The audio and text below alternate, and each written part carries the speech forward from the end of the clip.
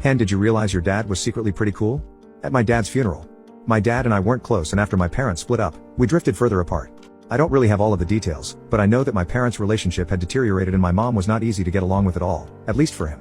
With the wisdom gained from 30 years of living, I see my parents as flawed but caring people who were not right for each other. But in the intervening time, my dad and I were, if not estranged, not really in each other's lives, especially after he moved from New Jersey to Atlanta for work. Fast forward several years, cancer, and the end of his life. I was there when he passed, and delivered the eulogy at the funeral. The place was packed. My dad managed a very successful body shop and tons of his current and former employees came out. Suppliers, customers, the works. It was abundantly clear that he had touched a lot of people with his good humor and mentorship. I talked to a few people who told me that he had taken a chance and hired them at their first job and that he'd been great to work for. There were probably 200 people there.